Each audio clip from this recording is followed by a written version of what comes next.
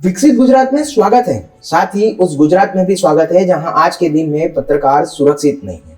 पत्रकार को जान से मारने के प्रयास की एक और घटना सूरत से सामने आई है। अब गुजरात राज्य के नायब मुख्यमंत्री हर्ष संघवी जी भी सूरत से है, उसके बाद भी यह हालत है तो वह सर्व के साथ साथ दुख की भी बात है। घटना के बारे में बात करें तो सूरत के सचिन विस्तार के पत्रकार सुनील प्रजापति को सूचना मिली कि 84 तालुका के बारडोली विधानसभा क्षेत्र में स्थित लाजपुर गांव में बड़े पैमाने पर वहीवटी प्रशासन के नाक के नीचे अवैध खनन हो रहा है। तो यही अवैध खनन का कवरेज करने के लिए पत्रकार लाजपुर गांव में पहुंचते हैं और लाइव न्यूज कवरेज करते समय ही लाजपुर गांव के तलाटी कम मंत्री को पत्रकार द्वारा लाइव में फोन पर इस अवैध खनन के बारे में सूचित किया जाता है और तलाटी कम मंत्री श्री जिमी मौके पर आते भी है। लेकिन अफसोस की बात यह है कि लाजपुर के तलाटी को उनके ही गांव में हो रहे इतने बड़े खनन के बारे में पता नहीं था। तो ये कहीं ना कहीं उनकी बेजवाबदारी साफ तौर पर दिखाई दे रही है। अब जब खदान वाली जगह पर पत्रकार के साथ जब लाजपुर तलाटी खड़े थे, ऐसे में एक इसम वहां दौड़कर पत्रकार पर जानलेवा हमला कर देता है और पेट्रोल से जलाकर मार डालने की धमकी भी देता है और प्रयास भी करता है। लेकिन देखिए पहले ये वीडियो जिसमें गुजरात में बढ़ रही लुक्खागिरी साफ तौर पे नजर आए। चालू छे अला ऊपर ओ भाई ओ भाई ओ भाई ओ भाई ओ भाई ओ भाई भाई भाई भाई ओ भाई कैट बॉस आगे ओ भाई ओ भाई मांडी भाई बोलो भले विजय भाई चले जोश हो साहब चले साहब जोश हो भाई भाई रवा दो भाई भाई रवा दो यार भाई भाई भाई जोई लो साहब भाई रवा दो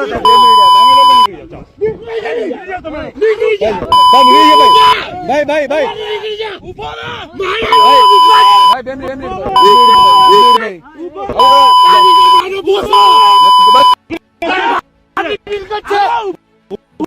अब बड़ा सवाल है कि ऐसे लुक्खों को इतनी ताकत कहां से आती है, तो वो भी हम बताते हैं। सबसे पहले तो ये बात मानी नहीं जा सकती कि तलाटी निर्दोष है और उसे पता ही नहीं है कि उनके क्षेत्र में इतना बड़ा खदान हो रहा है। तलाटी का कथन था कि उनको पता नहीं है कि खदान हो रहा है। तो ऐसे में सवाल है कि ये वीडियो में दृश्यमान लुक्खागिरी करने वाला नालायक इसम सिर्फ पत्रकार पर ही क्यों हमला किया, पत्रकार के साथ मौजूद गांव के तलाटी पर हमला क्यों नहीं किया? ये एक बहुत बड़ी बात की ओर इशारा करते हैं। अब बात करते हैं ये लुक्खों की कि इनको इतनी ताकत कहां से आती है। तो यह खदान वाली जगह पर सूरत के एक जाने माने भारतीय जनता पार्टी के नेता के बड़े भाई भी वहां मौजूद थे, लेकिन उन्होंने लाइव वीडियो को चलते हुए देखकर वहां से रास्ता नाप लिया। तो ये लुक्खों को लुक्खागिरी करने का बैकअप कहीं राजकीय नेता के पास से तो नहीं मिल रहा है।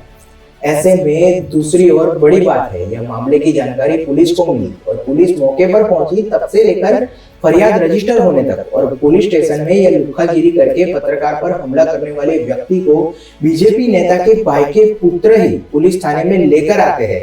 ऐसे में सवाल होता है कि इतने बड़े खदान के पीछे का ये राजकीय नेता का तो हाथ नहीं। अब ये अवैध खदान का कार्यभार गुजरात सरकार के जियोलॉजी एंड माइनिंग विभाग के तहत आता है और सरकार में यह विभाग के मुखिया है हमारे विकसित गुजरात के यशस्वी और मृदु मुख्यमंत्री श्री भूपेंद्र भाई पटेल। लेकिन गुजरात का विकास या अवैध खनन की मिट्टी में से निकल रहा हो, वैसे माइनिंग विभाग के अधिकारी को गुजरात के मुख्यमंत्री की मृदुता के बारे में कुछ पढ़ी ही नहीं है। बस आए दिन यह खदान के गड्ढे में से निकल रही मिट्टी के कीचड़ को मुख्यमंत्री की मृदुता पर उड़ा रहे होने की घटना आए दिन सामने आती है। अब बात करते हैं जिसने हमला किया उसकी। तो उसका नाम डांगी था और वो लाजपुर का रहने वाला था, जिस पर सचिन पुलिस थाने में भारतीय न्याय संहिता 2023 की कानूनी कलम के तहत मुकदमा दर्ज हुआ और आरोपी सलाखों के पीछे चला गया।